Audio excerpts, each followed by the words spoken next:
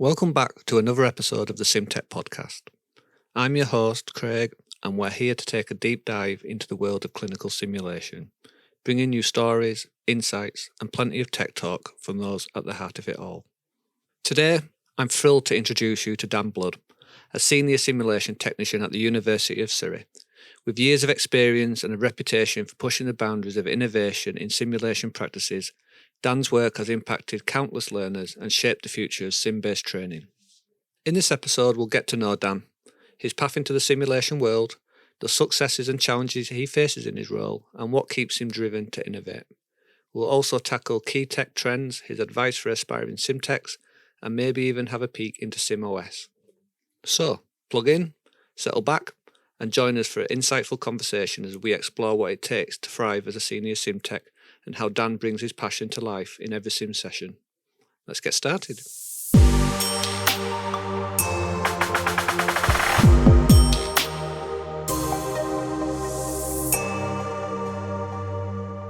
Hello and welcome to the SimTech podcast. Today we're going to be going into the community, and I've got a very special guest with me today.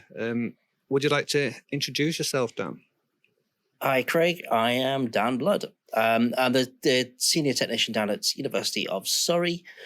I lead a team of 3, that includes me, on our lovely little facility. It services undergraduate nurses, so adult nurses, child nurses, paramedics, midwives, mental health specialists, physician associates, and we just started a new med school. Ah, nice. And who are the other members of your team?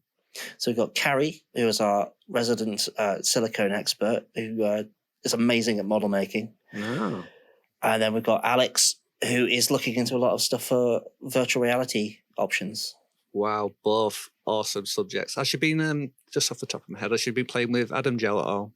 She is about to go headfirst into the Adam Gel journey, yeah. Yeah, it's a big rabbit hole. So we just came back from Aspie, and some of the work that they're doing up there with Adam Gel it blows me away how something like that can be, almost open source. Yeah. And they've given it away for free. Although I suspect it feels like they're making themselves a little bit of a brand.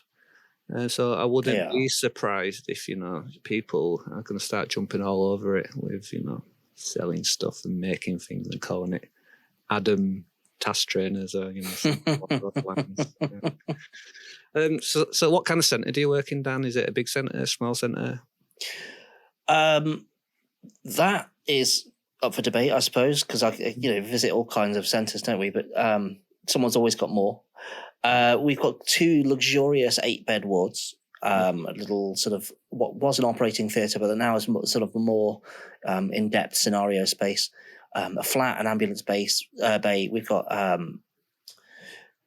we have an immersive projector system, and then like an open source lab for students to come in and practice skills themselves. So. Cool. What kind of tech do you have? What mannequins are you using? So a fleet of like Leonel SimMan Essentials. We've delved into other things, like we've got a few CAE mannequins. Athena's in this case, some Gomard stuff. So we've got some Super Tonys, got Susie of theirs. Yeah. What's a typical day in your centre? What's a Monday morning next week going to do for you? Actually, I personally consider the start of our day to be about 4:00 on any given weekday, because that's when we're setting up. That's when we're preparing the morning for our own peace of mind. And then Monday morning is about getting it started. And then the event finishes in the afternoon, and that's when the day restarts again. All right, okay. And so you only mentioned that you had 3 people with your team. Does that mean you've got kind of external faculty that come? Yeah, so our faculty consists mostly of academic members of staff, so they're either practicing or retired clinicians, people from practice. So they're doing all of our teaching, they do all delivery, and we're there to support. So we've got about 7 unique spaces, and there's only 3 of us, so we can't go around driving all the mannequins. I mean, just imagine if we had to drive like 8 or 16 mannequins at the same time. That would be almost impossible. So our job is there to streamline the work so that it's achievable by our faculty. Yeah, I've heard a few centres of doing that kind of training their faculty to be like little techs really in their own right, and so they can maybe take over a few more of the responsibilities. Well, we can make, let's say, a mannequin interface. We can make it a little more user friendly for them. So instead of having to control the whole mannequin, they've got the checklist of learning objectives or a next button or something like that. I mean, how do you find that? Does it work well? I like the freedom of it. Yeah. It could be a bit difficult because lots of different people work in different ways. So I've got to find solutions for a very, very varying spectrum of people with different technical abilities. Who the challenges they bring me vary from field to field to person to person. I think if I was to control it all myself, I could probably streamline it a lot more, but I'll get very bored of it. Yeah. I mean, from what you explained to me, I don't know if I would find it very frustrating almost, because is it not more troubleshooting then, running around trying to put fires out? There's plenty of that. Yeah. But I quite like putting workflows into place. So we solve a problem and then we find out how to automate solving that problem the next time. Yeah. Okay. So, cool. Do you have any, I suppose, favourite types of courses that come through that really get you going? Quite like postpartum hemorrhage scenario. Mostly it's an old friend. I've seen it grow. Back in sort of 2016-ish or so. Yeah. Postpartum hemorrhage was a bit of a trouble area, and the scenario is designed to get students familiar with the workloads of it, the processes, etc., just raise awareness of it. And now it feels like midwifery practices has changed to the point where they come in and it's just standard part of the language now. Yeah. This is postpartum hemorrhage. These are the procedures. It's great. How are you running it? I assume you're using a mannequin, using a sim mum? Oh yeah, using sim mum because we got quite a large cohorts of students, so we've got to go through people. And find sim mum is quite simple in terms of like the moving parts. We don't really need to worry about like the blood going and breaking everything. Yeah. Whereas I feel some of the others are quite complicated patient simulators. SimMom really serves our needs to get through the students. Yeah. Do you use? So I assume you're using all the functions then. So do you allow SimMom to circulate and bleed out? Yeah. So she'll be bleeding. She's ready to urinate. We've got her, screaming and vomiting through her, preloaded sounds. So our SimMum was just recently broken. We do PPH is one of our scenarios. So we've had to kind of think a little bit more on our feet. And so what we've done is we kind of use a little bit of a task trainer and a simulated patient. So we use an actress, probably from the maternity team, and kind of this uterus, and we kind of have a kind of retrofitted it or just kind of sit on her belly in between her legs. And so with a little bit of wizardry, using sheets and stuff, we kind of build the task trainer into her. And what she essentially does is with her one hand, she pushes it out. And we use it for like a shoulder dystocia where she does the opposite, where she holds onto it. Oh, yeah. But, we've looked to the future, and so we've been given, well, we haven't been given, we've asked for some money to replace SimMum. And the questions come around is, do you really want another SimMum? Because what we're finding is that the participants are liking the real life actors rather than the mannequins. So I don't know if have you heard of Avkin? Yes, I've seen. I've seen that the belly you're talking about at a couple of conferences now. Yeah. Absolutely incredible. I think weirdly the bit, probably my favourite bit, is the metronome that the actor wears to tell them when so when the contractions are coming. Exactly, yeah. Augmenting actors, I think, is a really interesting side of it, because because there's always been this wall between actors and mannequins. It's like you can't get the mannequins to be realistic, and you can't make the actors ill. But now, I mean, exactly. that's expanding. I'm going down a little bit of not a crusade, but my opinions have changed a lot, and I almost think that high fidelity mannequins are getting a little bit low fidelity. So if a participant comes into the room and they see a mannequin, I think automatically they're taken away from immersion because they see this plastic doll on the bed, and there's no way in the world that can be immersive. So Quite. It's almost like an SOP for our centre now, is that if we can use a live actor, we will, and only on things like maybe a difficult airway or sometimes maternity. It gets a little bit awkward with actors and actresses, but most of the time we prefer just rolling up our sleeves and going in there as a patient these days. Have you used SimScopes at all? So they were Cardionics, but iSimulate have bought them so that they link to the iSimulate software. All right. Essentially, you stick RFID tags to the actor, and they activate essentially an MP3 player. It's funny that you say that. So we had some of the Auris stethoscopes from. I think it might be an iSimulate that made those as well. But we found all kinds of issues with them. Distance from the control room. Sometimes they timed out if you left them too often. Oh, really? So I keep plugging this. I created something called the AirPodoscope. As you can imagine, it is literally just the earbuds cut off of a stethoscope and replaced with AirPods. And yeah, literally, because that's all it is. We was up at Aspie going around the suppliers, and one of them had a stethoscope very similar. Well, it was a stethoscope, but on the circuit, on the bell, something clamped over the top of the bell, and that was essentially the MP3 player. And they were asking $7,000 for it. That's mad, isn't it? Yeah, I was like, what? I mean, I can't imagine anyone paying $7,000 for essentially what you said is an MP3 player. I've got an electronic stethoscope. It's called an Echo, EKO, and it does a bit of ECG as well. But it has essentially headphones that are like stethoscope earpieces, but they plug into a jack port on the rectangular sort of stethoscope unit itself. I've been trying to get some of those, the headphone bits, because we can just plug those into iPods.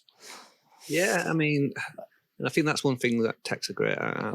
We find a problem, and then we go, actually, how can we fix this with no budget and with the kit that we've got? Very much like an 18 kind of black tape with some cardboard tubes, and before you know it, you've got some kind of rocket launcher. I think, tell you what is typical of techs. We find a solution and then go looking for a problem for it.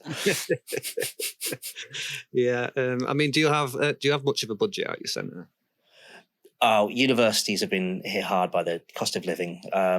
If you imagine how many buildings are in a university campus, and then times that by changes in electricity bills, it's unthinkable. So things have ebbed and flowed in the last year or so. And so at the moment we've got sort of recoveries from restructures and things like that. So yeah, money has been slowed, but that has really, really inspired a lot of innovation in my team. So this is where we've come up with we made some cannulation blocks. We started by making a simple sort of rectangular thing that I put some tubes, so it just looked like a bar of soap with a tube through it, and then we made it sleeker. And that's why I feel like I'm back for Adam Gel now. Gel do exactly that, don't they? Well, the design for these hopefully will work with Adam Gel, and that means that we can make these like essentially cannulation pads that are 100% recyclable. So that classic thing where like you've got your cannulation arm, but it looks like it's got like a perforation mark up the arm, the cut here. If instead of that being an issue, we could just quickly recycle it, turn it into a brand new pad. And that's exactly it. It's the reusable. You just kind of stick it back in the microwave, and resets, it remolds, and then you can go. And maybe that's why I keep thinking about where does the Adam Gel group go? If it's reusable, it's not much of a business model, is it? Well, no, but that must be why they made it open source. I mean, I know that. I can't remember which member of the team it is, but Adam is a tribute to his late son, and so it's a sort of a way of doing some good in the world and keeping his memory alive. And I think that's a beautiful thing. So it's such a great kind of legacy for him. Yeah. I mean, you've talked about a lot of equipment, but what piece of equipment couldn't you live without? What would you recommend to anybody in any centre that it should be an almost given for them? I've got great love for those random little spare parts that come with something that you find like 50 uses for. I've got to say it's the filler bottles to the limbs and things cannulation arms. So it's essentially it's a bottle with a tube in, and you could put if you put a bulb on that, you can create such a simple pump to make a wound bleed, or just or circulate something. Yeah, I love that. I mean, I've got to say, I have a little bit of a fetish for boxes. I love a good box, I swear, we're all keeping really useful box afloat. Yeah. Yeah, I mean, it doesn't even bother me what kind of box it is. It could be a cheap £3 plastic one with a nice lid. I'm like, oh yeah, but especially something like the heavy duty cases, one with wheels and stuff. Yeah, I love a good box. It's a little bit weird, but it's what I like. No, I'm with you on that one. What kind of projects do you work on then? Do you get much time to go away and do your own thing because you've got a little bit of a team? We try. Anywhere where we can call it innovation towards supporting our teaching. So the Adam Gel project has really been very popular because it's got such obvious cost savings, and it's got environmental impact, and it's got improvement of the student experience. And if we can give students more exposure to learning, then it's obviously going to impact on patient outcomes further down the line. So such a huge obvious benefit. And that's the fight. I think we've got to find things that we can actually justify doing. I wasn't able to go to ASPE this year. How come? Just funding or time? So yeah, there's a lot of techs and managers have not been able to go to conferences or training, things like that. Just for budgetary reasons. I mean, if they gave it to one, they'd have to give it to everybody. Yeah. Did you try going down a sponsorship for SMOTS or? I did, but I've been very lucky with sponsorship. So 22 and 23, I was sponsored. Yeah, and in fairness, I don't think I've ever seen as many people in an ASPE conference. That I think was the biggest tragedy for me, is that I couldn't be there. I mean, I was at SimTech Live where there were over 60, almost 70 technicians in the same room at once. It was fantastic. I mean, that's a good turnout just for techs. Yeah. I'm like you say, you never know at ASPE because you don't know everyone, but No, but it was 80 something techs at ASPE. I'm pretty sure. Yeah, I think the guy said that there was over 1,000 people, and it even goes more when you're counting like the suppliers and stuff. Yeah. So it just shows you kind of the direction that everything's going. Do you think you'll make next year's ASPE? Down in Bournemouth, yeah, I will. I'll make a point of that because it's so close to me. I can't justify. I think if this year's was the other side of Hadrian's Wall, I would have self-funded and gone up, but it was just too far. Yeah, it's a shame. I mean, I don't know how they plan these events, but maybe somewhere central might just be better in keeping it there rather than having, pretty much the arse ends of each country in it, really. Well, I think, to be fair, we've seen different regions every time. So we've had the Midlands, we've had the Southeast, we've had Scotland, and we're about to go to the Southwest. Yeah. It gives you hope that it's going to end up in Wales, going to end up in the Northeast or West. Yeah, because I know I think they've done an island as well, haven't they? Yeah. Someone was saying. I wonder if they'd ever think about going maybe international. I'm wondering what kind of turnout they would get. I think that would put me off. I think. Yeah, I think I'm looking at the UK community at the moment. That's what's really drawn me to it because, say take Simi PR for example. The problem with the product lineup is that you could take one of the American products, but then you've got to localize it. And like I could take a lot from the international community on solutions for healthcare, but I'm getting so much more from the pre-localized knowledge of other techs.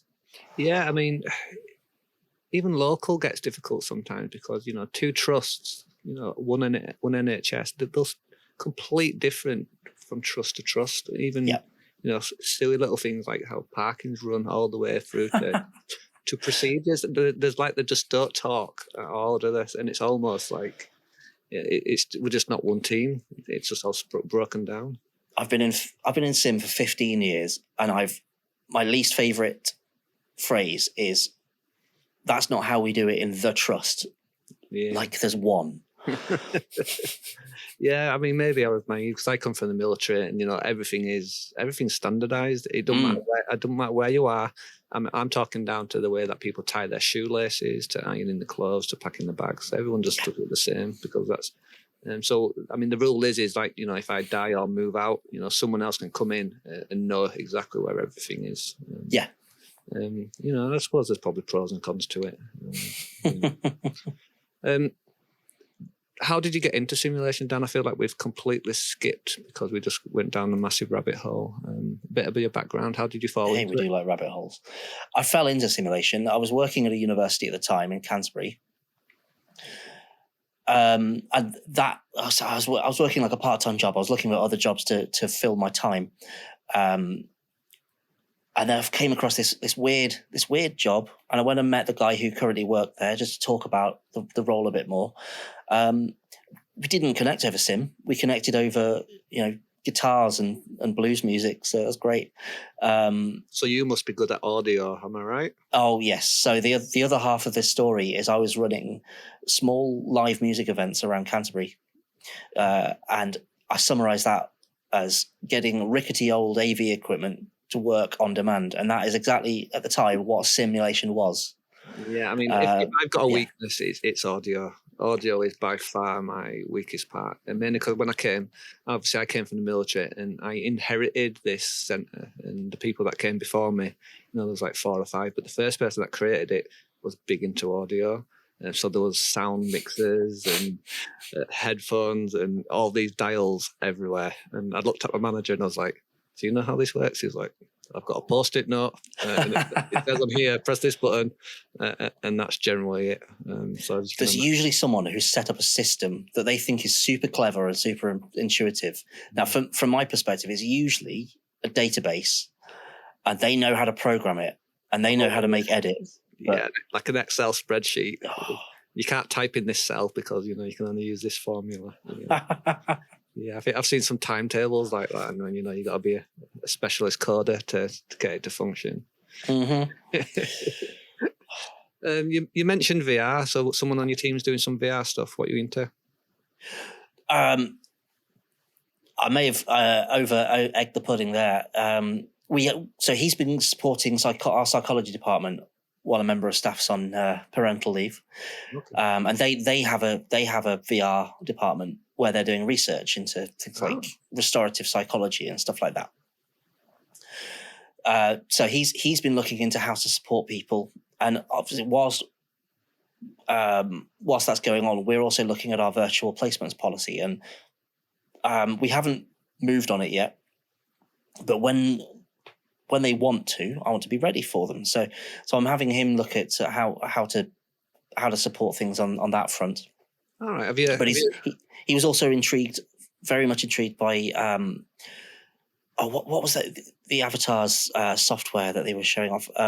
It's on Unreal Engine where it's like you got facial reading software that's available on iPhone. Okay. So you're looking at that kind of stuff. What are you looking for in specialist departments, or what kind of stuff have you been looking at? Are you talking 360? Are you talking full virtual reality? At the moment, it's very difficult to scale up for our set of students. So we're trying to start as simple as possible. So I'm currently looking into sort of 360 experiences, so linking scenes together, clinical decision making, that sort of thing. Yeah. Oh, I mean, we do a lot of 360 here. It's almost the backbone of what we're doing. But like I say, it's where next for us. We're always looking to maybe improve. So we've tried a little bit of active 360. So you're talking like clicking on hotspots, maybe answering some few multiple questions, watching a few videos in there. Yeah. But we're finding that we're getting a bit of mixed results. I generally don't like my participants to do anything. That's why 360 works, just passively watching stuff. As soon as you give them controllers and you're asking them to do stuff, I find that it just becomes this massive chaotic troubleshooting, trying to figure out what they're looking at. Can you describe it to me kind of session? Well, that and the interface is totally alien from what they're doing. I mean, if we talk about clinical skills as drilling them in the skills they're physically going to be using in the wards, then virtual reality isn't actually doing that. It's teaching them how to wave a controller about. Maybe it's teaching them when they need to deliver a medication. But do they? Yeah. I completely agree. I mean, I'm not sure the demographics right most of the time. I mean, we've been doing a few, collecting data, and we're finding it's a little bit topsy-turvy. We found that, the younger foundation, undergrad doctors, nurses coming through, they're not that keen on 360, where maybe the older generation are, and mainly because I think that they don't like sim that much, and if it takes them out of sim, it reduces that anxiety level. They can feel less judged. They don't have to put microphones on. Where actually the younger ones, they're getting exposed to sim a lot more, so they don't mind going into the sim room, and being judged and critiqued and all that. And so we're finding that actually, that's interesting. Maybe the virtual reality is sitting well with the midwives and the nurses, and not the doctors who we thought. So our biases are a little bit topsy-turvy at the moment. It's a bit weird. Yeah, so it's all new, but we are trying to find out this information. Hopefully, we'll be sharing it sometime. Dan, that's just nearly our half an hour up already. What kind of advice would you get or give to someone that's just starting out? What kind of, I'm going to go for courses. Do you think there's any courses that are good for people out there? Yes. So in terms of Moulage, if you need to set up Moulage, look for Paul Savage. I know he's just retired, but someone is taking over the course, I'm sure. So go and look for Paul Savage's Moulage course and see what's going to replace it, because that is just renowned for the content. Yeah, I might reach out to him and see if he wants to come on and have a little chat, maybe. But did he say that he's just finishing up, or is someone taking? I heard the news that he's retiring. Oh, that's a shame. I mean, maybe we've got a business opportunity here. What kind of audio courses out there, mainly for myself? Because is it something that you just learn, or do you think there's somewhere where you could learn, about mixers and sound? There must be. I tell you what, get Thomas Hayes from Newcastle on your show, and he'll talk to you all about that. So yeah, I know Tom. Is he a bit of an audio specialist? He really is, yeah. He helped me with my talk at ASPE 23, whereas I was showing off a camera system based around OBS, and he was showing off microphones. I do like a good microphone. All right, Tom, if you're listening, fill out that MS forms and get yourself applying. The Northeast techs are actually they're staying under the radar. They don't want to come on, so we have to get him in. All right there, Dan. I think that's just about our half an hour. You got anything else that you'd like to add before we sign off? Yes, people should check out and follow SimOS. The web address for that is sim-os.org. The point of SimOS is to explore the SimTech job role, find the unique elements of it, and explore how we can expand on those, helping technicians kind of train themselves, direct their own careers and career development. That's really exciting, because I did a little bit of research when you told me about it, Dan, but I looked and I really couldn't find a great deal on the net about it. Is it new, or is it? It's new. It's just me building things at the moment, but the building blocks are there for it to go leaps and bounds very quickly, very soon. There's going to be a big explosion of progress very soon. I promise. You just it's all down to me, though. So you've been keeping this under wraps, have you? Is it a little bit of a secret project you've been working on? A little bit, yeah. Oh, that's good. So maybe when it's more prevalent, when it matures a little, I will make a lot of loud noises about it. Good. Can we be expecting you to present it somewhere? Yeah, absolutely. Yeah, we could get in some data and maybe we'll see you up at ASPE in one of the tech SIGs there. Hopefully. All right, Dan, well, thank you for your time, buddy. It's been great to talk to you. Thank you, Craig. And hopefully when we have especially an audio podcast coming on, we'll probably invite you over to tell us that we're all wrong. No. Just right in the wrong direction. All right, Dan, thank you very much. Thank you. Later. Bye. That's all for today's episode of the SimTech podcast. It's been a true pleasure having Dan Blood, a senior simulation technician at the University of Surrey, on the show. We hope you've enjoyed hearing about Dan's journey, his passion for simulation, and the experiences that have shaped him into one of the industry's most innovative minds. If you enjoyed this conversation, make sure to subscribe for more episodes where we connect with the movers and the shakers of the sim world. We'd also love to hear from you. Share your thoughts or drop us a review, or let us know who you'd like to hear from next. Thanks for tuning in, and as always, keep exploring, innovating, and building this incredible SimTech community. Until next time, keep pushing the boundaries of what is possible. Catch you on the next episode of the SimTech podcast.